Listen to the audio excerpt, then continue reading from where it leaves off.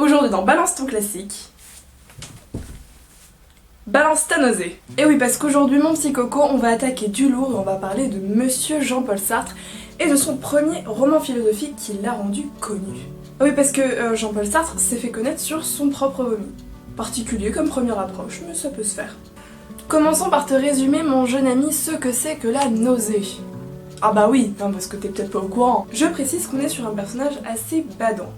Donc la vidéo risque d'être un petit peu triste. Hein. Si tu pleures, c'est probablement normal. Enfin, peut-être pas pleurer, mais en tout cas remettre toute l'existence que tu viens de mener en question, c'est possible. Hello, darkness, my old friend. Alors déjà, on suit un journal intime, le journal intime d'Antoine Roquentin. Déjà ça, un journal intime, ça reste quand même le gros cliché ado. Donc Antoine Roquentin, en fait, il rentre en France après un long voyage. Il rentre dans une ville qui s'appelle Bouville. On faisait bouh alors que c'est peur.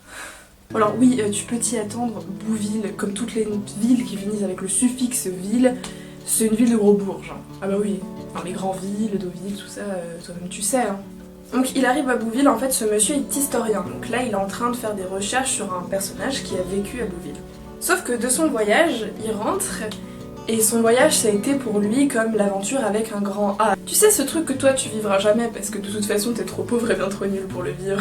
Et bah quand il rentre à Bouville, Antoine Roquentin il se retrouve à voir tout en noir. C'est-à-dire que le mec bad, H24, la crise d'ado, bah voilà. Crise d'ado à 30 ans. Chacun son truc. Hein. Et en fait, cette espèce de nausée qui va monter petit à petit en lui, tu sais, cette impression que tout ce qui existe est dégueulasse, ça pue, c'est moche, et les gens sont cons. Meilleure vision de la vie. Wouh! Déjà, on s'amuse là, tu vois, la vidéo vient de commencer, mais déjà, je sens que tu t'éclates. Wouh! Wouh! Wouh! Et donc, je te disais, la nausée qui monte peu à peu en lui. Et ben en fait, c'est tout simplement son existence qui lui apparaît. Ah oui non, parce qu'en fait il est trop con pour se rendre compte qu'il existe déjà. Donc tu l'auras compris, la nausée c'est triste, c'est plutôt complexe à lire et à aborder. Du coup je vais essayer de t'expliquer avec des trucs que toi tu connais. Parce que pour moi, la nausée c'est clairement Creep de Radiohead. Ouais, surprenant hein. Bon, Jean-Paul Sartre. Si tu veux, quand tu le lis, t'as plus tendance à t'imaginer un ado qui est en train de faire sa crise, plutôt qu'un grand philosophe. Ouais non mais tu bilangues où mec? Non parce que c'est bien gentil hein, ton truc de ah le monde c'est pas beau, ah je suis inexistant, ah je suis vide. Mais frère, on n'y comprend rien. Parce qu'en attendant nous, bah qu'est-ce qu'on fait? On se contente de se morfondre sans comprendre ce que tu cherches à nous dire? Et puis surtout un truc, mais t'es malade ou t'es pas malade? Bon évidemment t'auras compris que je vais essayer de t'expliquer, de te raconter ce qu'Antoine y pense.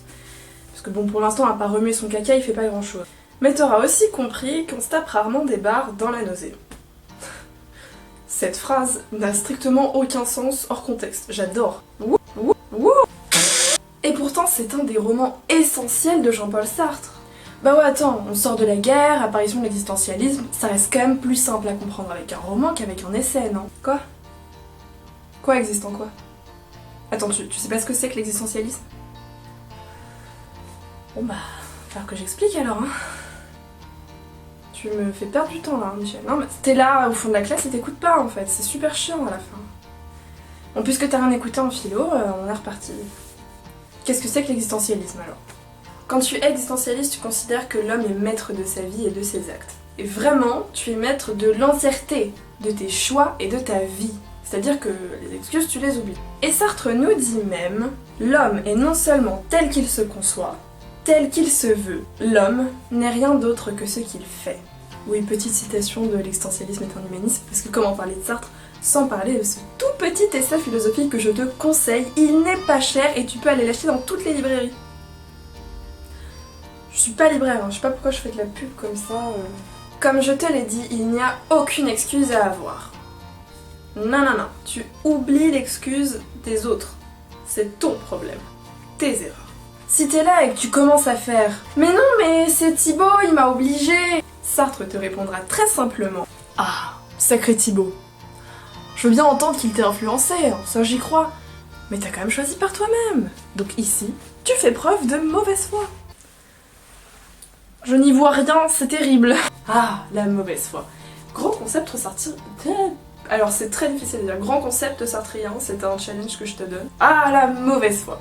Grand concept sartrien encore une fois. Ah oui, parce que avec Sartre, ton excuse de cours de récré de oui mais c'est lui qui a commencé, ça n'existe pas.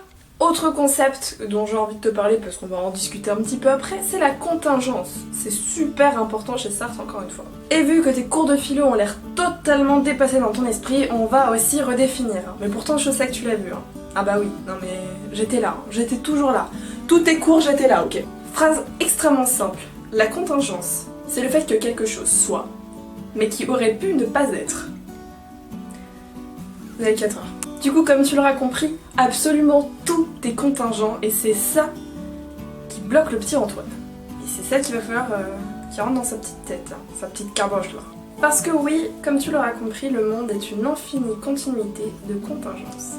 Rentrons maintenant plus dans le sujet et rentrons dans la nausée ensemble. Oui, je sais, c'est un peu dégueulasse, mais s'il te plaît, oublie un petit peu ce qu'est la nausée. J'entends que toi aussi tu vois du vomi quand je parle de nausée, mais ouvre ton esprit, Michel, je sais pas. Donc oui, la nausée c'est bel et bien la prise de conscience de l'existence.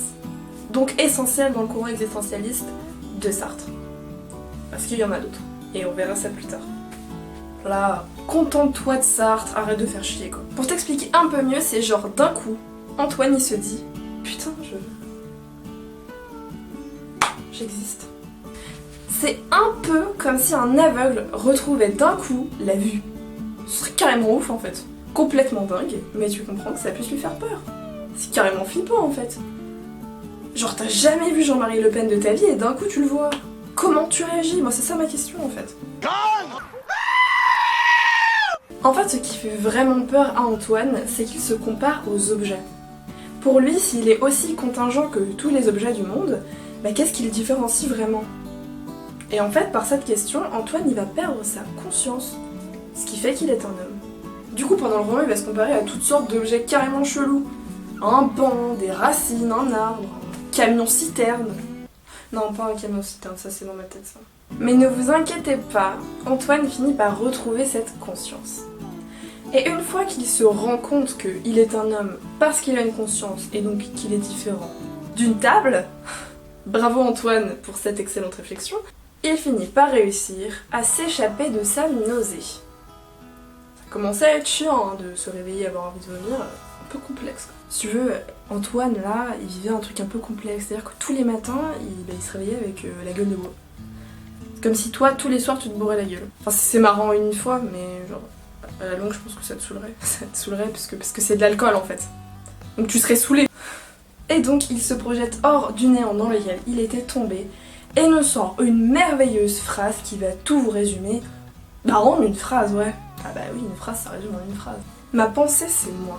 Voilà pourquoi je ne peux pas m'arrêter de penser. J'existe parce que je pense, et je ne peux pas m'empêcher de penser. Il y avait des gens intelligents. Non, mais... Je veux dire, maintenant, on a Aya Nakamura, c'est joli, mais c'est pas pareil. Hein. En d'autres termes, ce dont Antoine se rend compte à la fin du livre, c'est qu'on ne peut pas s'empêcher d'exister. Mais ne pas pouvoir s'empêcher d'exister, ça veut dire qu'il faut qu'on assume exister, et qu'on le fasse vraiment. Et c'est sur cette idée-là qu'Antoine nous quitte, avec un peu plus d'espoir qu'au début. Tu l'auras compris, La Nausée c'est pas juste un roman badant qui pose des idées de philosophie complexes. Non. Finalement, à la fin on est sur des images plutôt positives et un retour de l'espérance plutôt inespéré. Lol. Mais bon, après entre toi et moi, Antoine, ça restera toujours le cliché de l'ado. Bon bah maintenant que t'as découvert La Nausée, je te laisse avec peut-être l'envie de le lire et peut-être l'envie de mourir. On sait jamais. Et puis moi je te retrouve une prochaine fois avec un nouveau classique et ça va être lourd. Ça va être très lourd. Petit spoil entre nous. Franchement, Octogone Moubakari c'est rien à côté de Camille Sartre.